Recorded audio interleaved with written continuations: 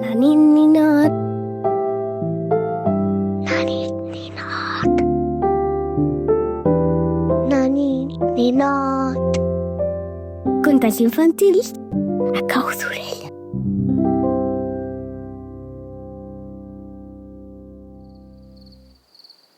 Hola, ninot! El conte d'avui ens arriba des de les terres càlides i plenes de colors de l'Àfrica Occidental.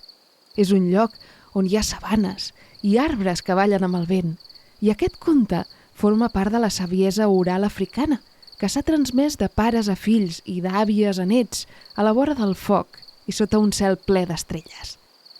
Diuen les llegendes de la zona que allà, fa molt i molt de temps, els animals parlaven i vivien junts com si fossin un gran poble. Estira't bé, tapa't amb el llençol i respira fons. Escolta atentament el conte d'avui que el protagonitza en Salah, un animaló molt curiós que canvia de color sempre que vol. És un camaleó.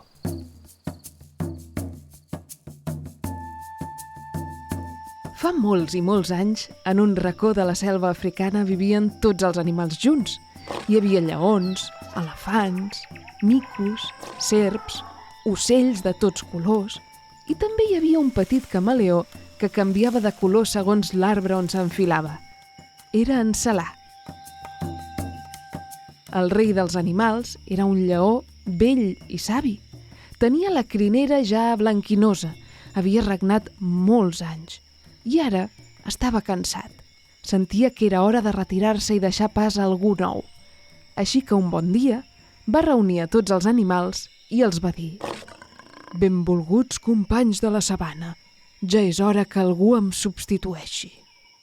Quan van escoltar aquestes paraules, tots els animals es van sorprendre molt i es van emocionar. Tots volien ser el proper rei. El lleopard va fer un rugit i va dir que ell havia de ser rei perquè era l'animal més fort de la sabana.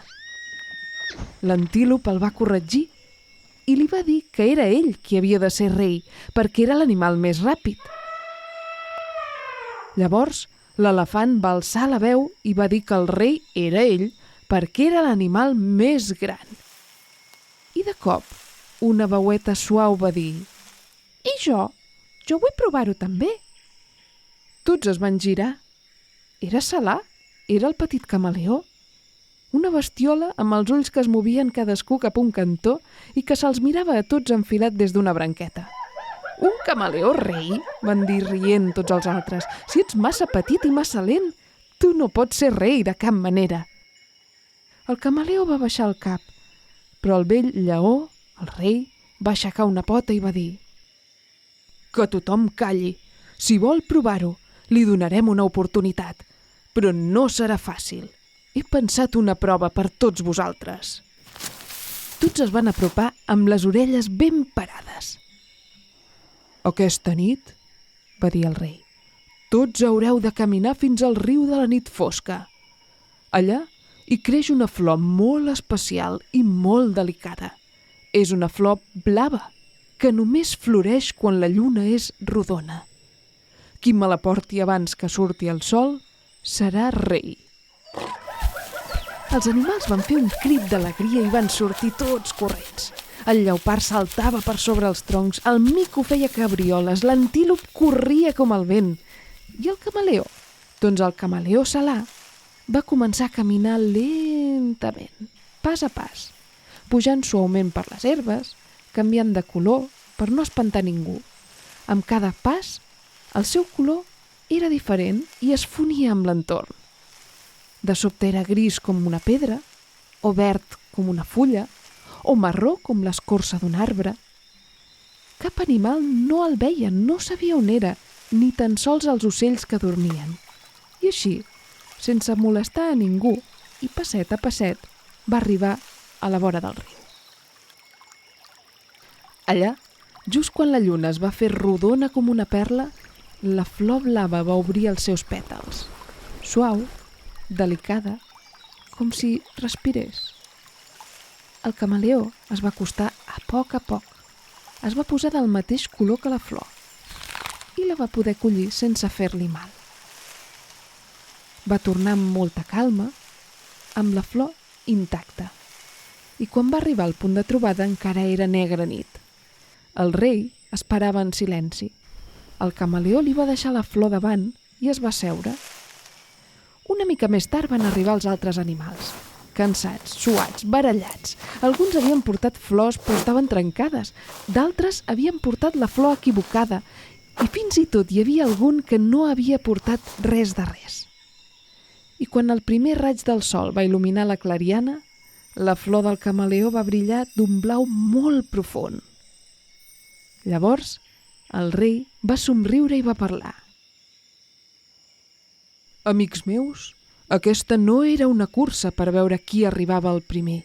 No era una batalla per veure qui és el més fort, perquè la flor només s'obria quan la lluna era rodona i només es podia collir si no se l'espantava. El lleopard havia estat el primer en arribar, sí, però havia arribat massa d'hora. La flor no s'havia obert encara i per això va marxar sense flor. L'elefant, en canvi, va arribar en el moment just, però la va arrencar amb massa força i es va trencar. El mico va fer massa soroll en arribar al riu i va espantar la flor, per això no es va obrir i ni tan sols la va veure. Però el camaleó, en Salar, va saber esperar, va saber observar, va canviar de color per no espantar la flor i va portar-la amb molta cura, a poc, a temps i sencera. I per això el lleó va dir: aquest és el veritable do d'un bon rei. No dominar, sinó entendre. No manar, sinó cuidar. I així, el camaleó, que ningú havia tingut en compte mai, va ser coronat rei de la selva. Un rei suau, un rei lent, però un rei tan savi com la pròpia selva. Així Ninot, el camaleó, ens va ensenyar una lliçó molt bonica, i és que no cal córrer per arribar, no cal fer-se veure per ser valuós, només cal ser un mateix, escoltar i tenir confiança. Perquè a vegades la màgia no és fer grans sorolls, sinó saber ser part del silenci.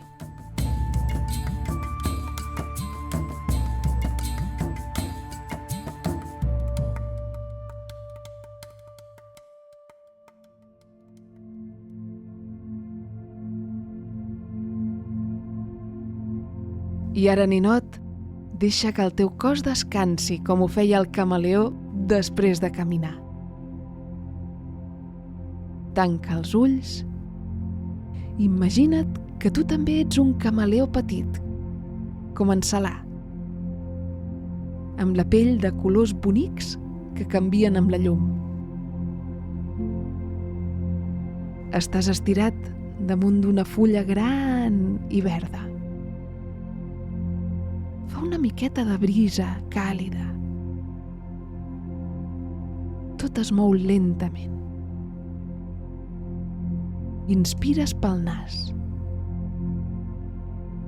I mentre agafes aire, imagines que el teu cos canvia de color, com un camaleó. Potser et tornes blau, com el cel, o verd, com les fulles, o groc, com una flor de primavera. Agafa aire.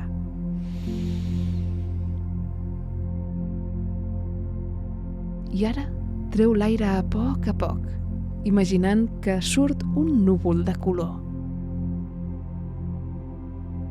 Pot ser rosa suau, o taronja, com la posta de sol,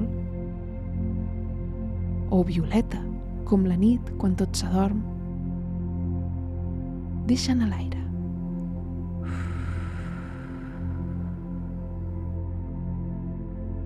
Torna-ho a fer 2 vegades més, amb molta calma.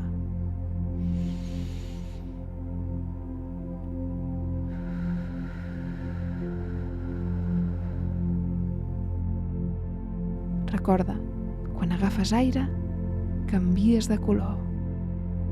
I quan el deixes anar, l'aire és de colors.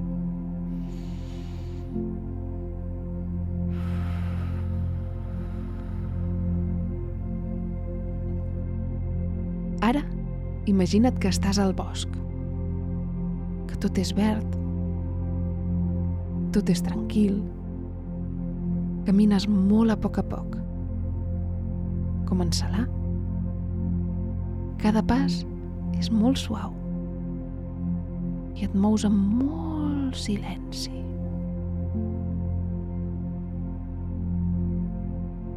Amb cada respiració et sents més lleuger, més relaxat, com si les teves potes fossin de cotó, com si la terra et fes un petonet cada vegada que hi poses el peu. I amb cada pas lent, el teu cos es va dormint. Primer s'adormen els peus, després les cames, després la panxa, els braços, les mans.